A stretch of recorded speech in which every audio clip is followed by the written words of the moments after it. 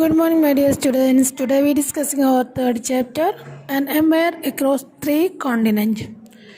3 വൻകരകളിലേക്ക് വ്യാപിച്ച ഒരു സാമ്രാജ്യം എന്നുള്ളതാണ് മൂന്നാമത്തെ ചാപ്റ്ററിൻ്റെ പേര്. എന്തൊക്കെയാണ് ഇതിൻ്റെ സവിശേഷതകൾ, അല്ലെങ്കിൽ എന്തെല്ലാം ഉറവിടങ്ങൾ, സോഴ്സസിൻ്റെ അടിസ്ഥാനത്തിലാണ് ഈ കോണ്ടിനെൻറ്റിനെ കുറിച്ച് നമ്മൾ കൂടുതലായിട്ട് മനസ്സിലാക്കിയത് എന്നുള്ളതിനെ കുറിച്ചിട്ടാണ് ആദ്യമായിട്ട് പറയാൻ പോകുന്നത്. The Roman Empire was a vast empire. It covered most of Europe, a large part of the Philippine Crescent and North Africa.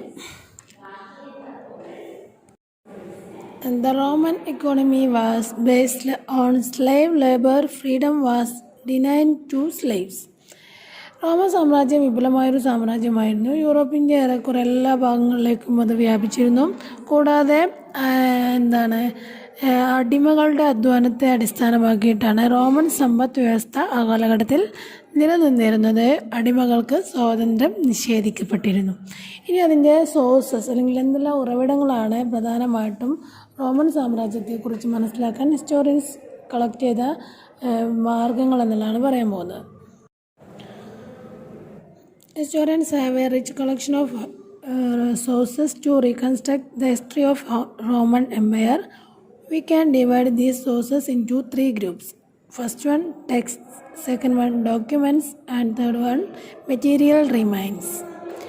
Textual sources include histories of the period of written by contemporaries that we call annals, letters, speeches, law, etc. The papyrus was read like a plant. It grew along the banks of River Nile and Egypt. These were published by scholars called papyrologists.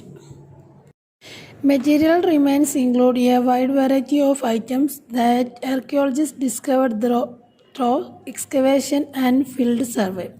For example, buildings, monuments, and other kinds of structures, pottery, coins, mosaics, etc. Sometimes the materials remains include even the entire landscape. അപ്പോൾ ഉറവിടങ്ങൾ എന്തെല്ലാം കാര്യങ്ങളെ ഉൾക്കൊള്ളിച്ചതാണെന്നുള്ളത് നോക്കാം. ഒന്നാമതായിട്ട് മൂലകൃതികൾ അഥവാ text, പ്രമാണങ്ങൾ അഥവാ documents, ഭൗതികാവശിഷ്ടങ്ങൾ അഥവാ മെറ്റീരിയൽസ് എന്നിവ ഈ 3 കാറ്റഗറി ആയിട്ട് തരംതിരിച്ചിട്ടുണ്ട്. അതിലേറ്റവും ഒന്നാമതായിട്ട് മൂലകൃതികൾ അല്ലെങ്കിൽ ടെക്സ്റ്റ് എന്ന് പറയുന്ന കാറ്റഗറിയിൽ ഉൾപ്പെടുത്തുന്ന വസ്തുക്കൾ എന്തൊക്കെയാണെന്ന് നോക്കാം.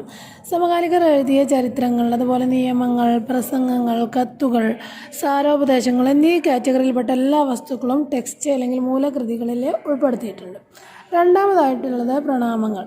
ഈ പ്രണാമങ്ങളിൽ അഥവാ ഡോക്യുമെൻറ്റ്സിൽ ഉൾപ്പെടുത്തിയിട്ടുള്ള വസ്തുക്കൾ ഇൻസ്ക്രിപ്ഷൻസ് അഥവാ കൊത്തുലിഖിതങ്ങൾ, പിന്നെ പാപ്പിറസ് ചുരുളിലെ ലിഖിതങ്ങൾ, നിരവധി കത്തുകൾ, ഒഫീഷ്യൽ ഡോക്യുമെൻറ്റ്സ്, കരാറുകൾ എന്നിവ. പാപ്പിറസ് ചെടി എന്ന് പറയുന്ന ഒരു പ്രത്യേക തരത്തിലുള്ള ചെടിയുടെ ലീഫിലാണ് അവർ ആ കാലഘട്ടത്തിൽ അത് എഴുതി വച്ചിരുന്നത്.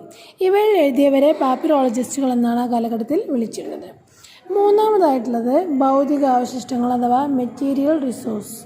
പുരാവസ്തു ഗവേഷണം, ഫീൽഡ് സർവേ, കെട്ടിടങ്ങൾ, സ്മാരകങ്ങൾ, നാണയങ്ങൾ, അതുപോലെ വർണ്ണക്കല്ലുകൾ എന്നിവയുടെ വിവിധ തരത്തിലുള്ള മെറ്റീരിയൽ കളക്ഷനെ കുറിച്ചിട്ടുള്ള സ്റ്റഡി ഓഫ് ഇവയാണ് ഭൗതികാവശിഷ്ടങ്ങളിൽ ഉൾപ്പെടുത്തിയിരുന്നത്. അപ്പോൾ ക്രിസ്തുവിൻ്റെ ജനനം മുതൽ 7-ാം നൂറ്റാണ്ട് വരെ നിലനിന്നിരുന്ന 2 സാമ്രാജ്യങ്ങളുടെ ആയിരുന്നു റോമൻ, അതുപോലെ ഇറാൻ എന്നീ സാമ്രാജ്യങ്ങൾ.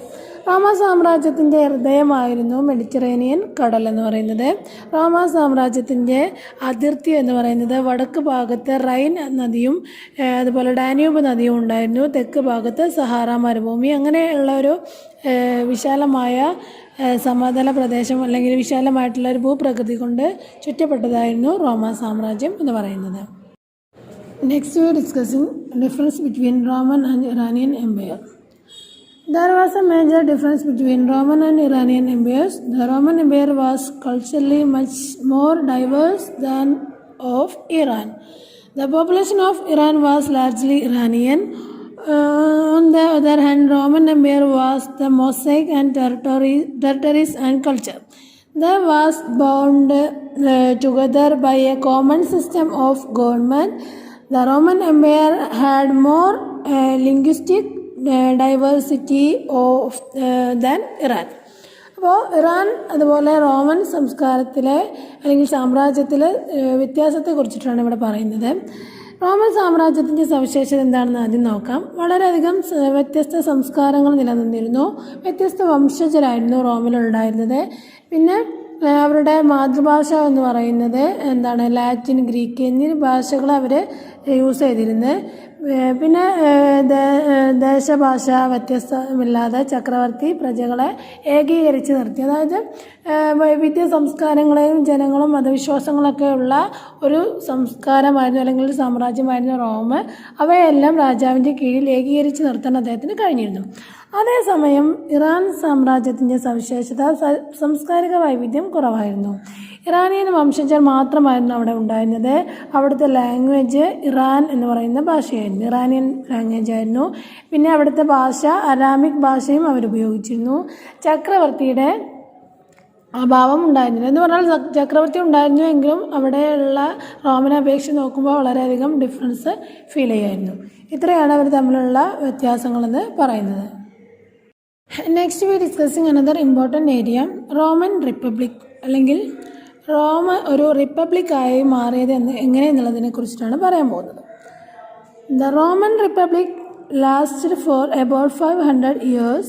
During the last stage of the republic, the military leaders like Julius Caesar began to establish their domination over empire.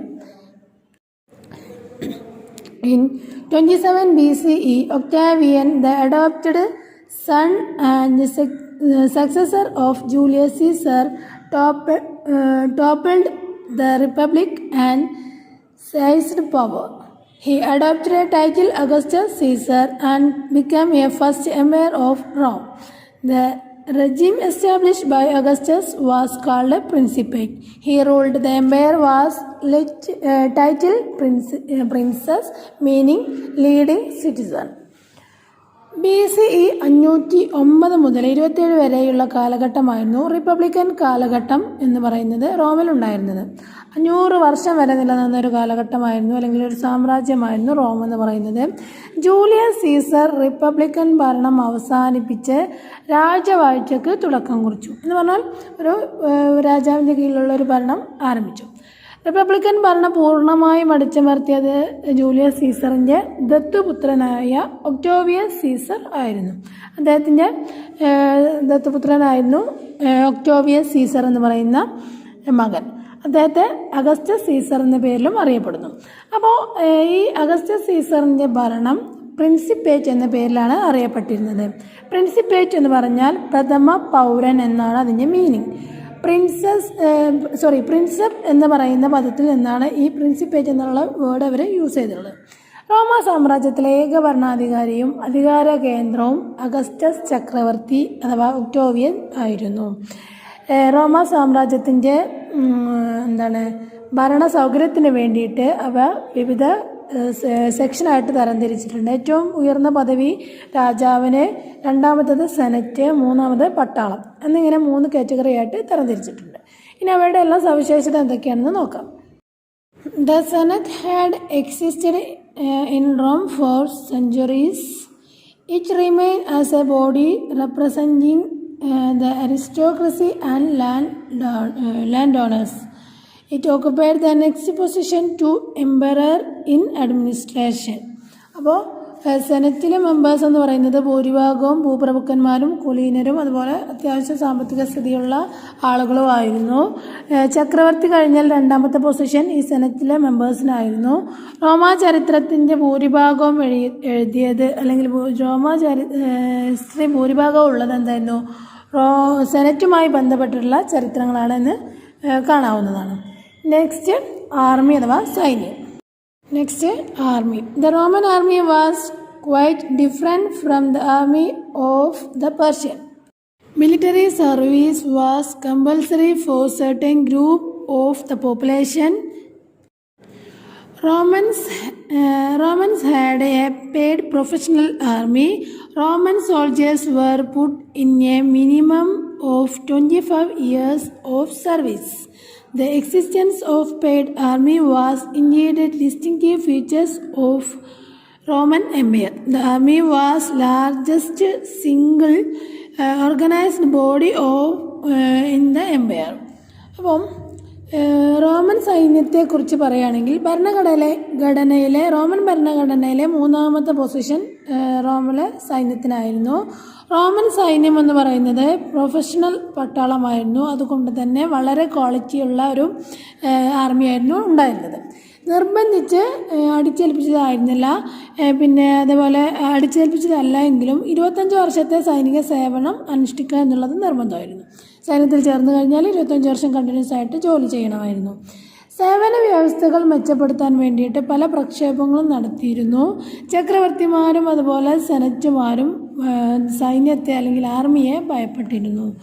രാജാവിൻ്റെ വിജയം നിർണയിച്ചിരുന്നത് ആർമിക്ക് മുഖ്യ പങ്കുണ്ടായിരുന്നു. പരമ്പരാഗതമായ പിന്തുടർച്ചാവകാശം നിലനിന്നിരുന്നു. അതുപോലെ അഗസ്റ്റസ് ചക്രവർത്തിയുടെ കാലഘട്ടം സമാധാന യുഗം എന്ന പേരിലാണ് അറിയപ്പെട്ടിരുന്നത്.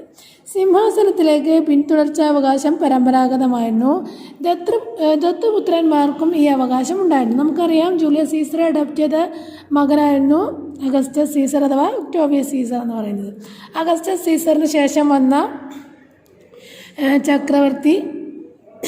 ചക്രവർത്തിയായിരുന്നു ടൈബീരിയസ് എന്ന് പറയുന്നത്. അപ്പോൾ ഇനിയുള്ളത് പ്രത്യക്ഷ ഭരണം, അല്ലെങ്കിൽ എങ്ങനെയാണ് റോമിലെ ഭരണം നടന്നിരുന്നത്, അല്ലെങ്കിൽ റോമിലെ നിലനിന്നിരുന്ന ഭരണത്തിൻ്റെ സവിശേഷതയെക്കുറിച്ചിട്ടാണ് അടുത്തത് പറയാൻ പോകുന്നത്.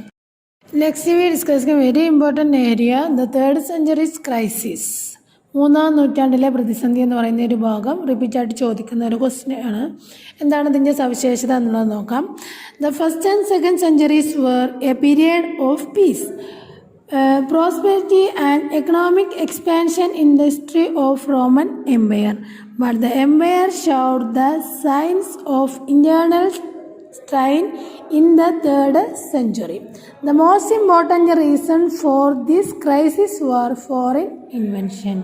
The emergence of Sasanian dynasty in Iran in 225 CE raised a serious threat to the Roman Empire. The new dynasty was an aggressive one. The Iranian ruler Shapur first claimed he had annihilated the Roman army of 60,000 and captured the extreme capital of Antioch. Romans called the tribal communities living in the northern forests and the empire barbarians. With the contempt, the empire of this period were constantly fighting in the field against the barbarians.